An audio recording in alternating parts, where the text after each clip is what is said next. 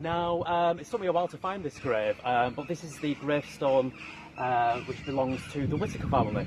Now, underneath here is where there are 16 bodies at rest. Now, generally a plot would only bury 6 maximum, but in some cases in this graveyard there are up to 10 deep in graves, this particular being 16 deep. Now, a lot of the graves around here have collapsed because of obviously the weight and the constant digging up of the ground and disturbing the ground. Now, this is what happens when the graves are overcrowded like they are in here.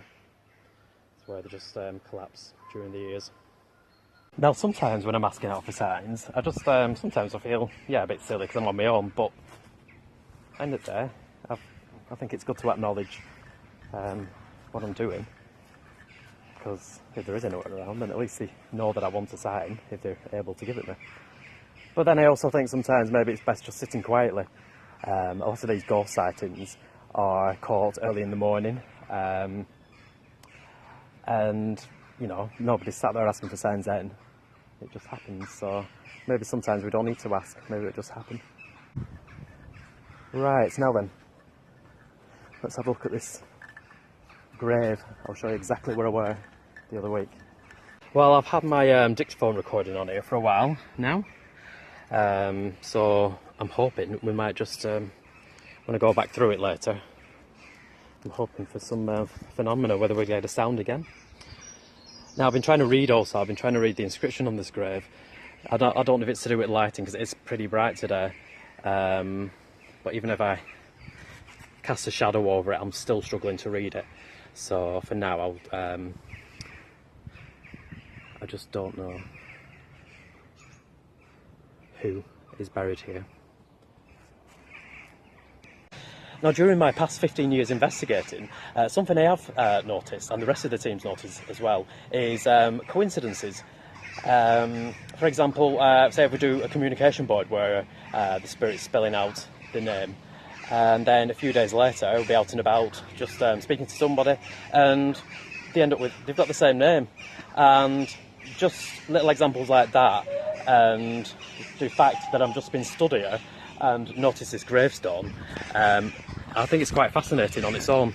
I thought it was really quite creepy, considering I've just been filming there. The Proctor, OR at the end, well, that's my surname. How weird's that? Well, I could be here all day going around the graves, and I'm sure each gravestone there's a story to tell. In the meantime, I'm going to go home. I'm going to go through the footage. Hopefully I've caught some more sounds, maybe some images on my photographs. But for now, do ghosts exist? What do you think?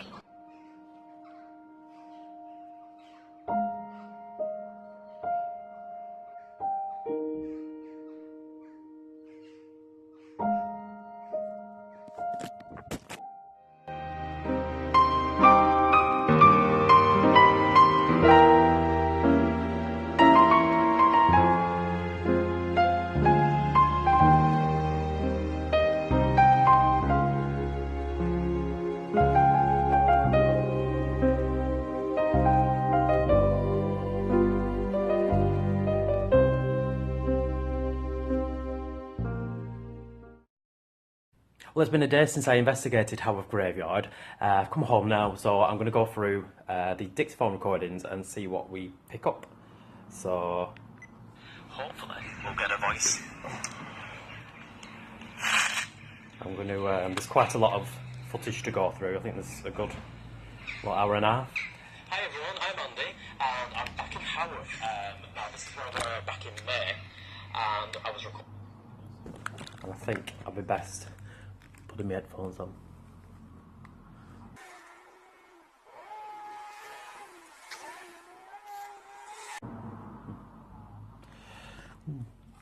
Okay, nothing on it other than my voice and the crows and a bit of background noise. There's a bit of an unusual noise on, which I'm going to match it up with my recordings in a moment and just see if I catch it on the video as well.